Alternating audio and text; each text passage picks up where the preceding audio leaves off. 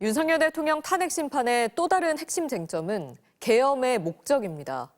윤 대통령은 계엄 선포가 정당했다고 주장하고 있지만 정작 그 목적에 대해서는 야당 경고용이었다, 대국민 호소용이었다, 오락가락해왔는데요. 계엄 목적에 대한 윤 대통령의 달라진 말을 팩트체크 알고 보니에서 이준범 기자가 짚어봤습니다.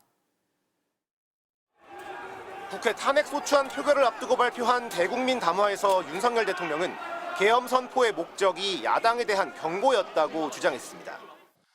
계엄령을 발동하되 그 목적은 국민들에게 거대 야당의 반국가적 패악을 알려 이를 멈추도록 경고하는 것이었습니다.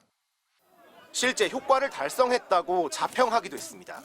계엄 해제 이후 민주당에서 감사원장과 서울중앙지검장 등에 대한 탄핵안을 보류하겠다고 발표하여 짧은 시간에 계엄을 통한 메시지가 일정 부분 효과가 있었다고 생각했습니다. 그런데 한 달 뒤쯤인 지난 1월 말 헌법재판소 4차 변론기일에 나선 윤 대통령은 갑자기 자신의 말을 뒤집었습니다. 계엄의 목적이 야당 경고용이 아니라는 거였습니다. 계엄 선포의 이유는 야당에 대한 경고가 아니고요. 주권자인 국민에게 호소해서 엄정한 감시와 비판을 해달라는 것이지 야당에 대한 경고는 아무리 해봐야 소용이 없습니다.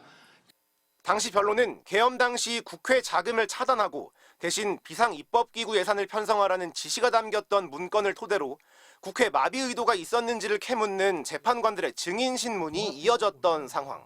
결국은 가장 주된 목표가 그 입법기구인 국회의 기능을 정지시키겠다 하는 그런 의도가 있는 것으로 보이거든요.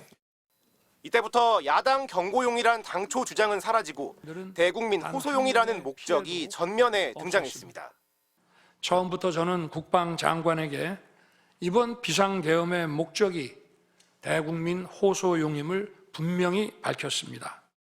하지만 정작 윤 대통령과 함께 내란을 주도한 김용현 전 국방장관은 계엄의 목적이 야당에게 경고하는 것이었다는 기존 입장을 고수했습니다.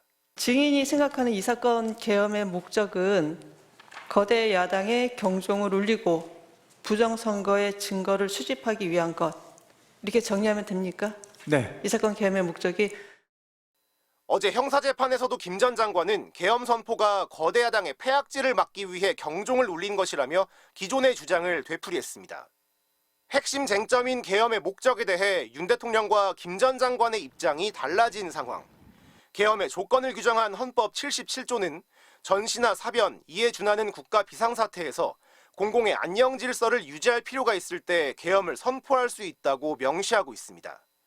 헌법 어디에도 경고성이나 호소용으로 계엄을 할 수 있다는 규정은 없다는 점에서 서로 다른 윤 대통령과 김 전 장관의 말 모두 명분 없는 위헌적인 계엄이었다는 사실만 증명하고 있을 뿐입니다. 알고 보니 이준범입니다. 야당 대표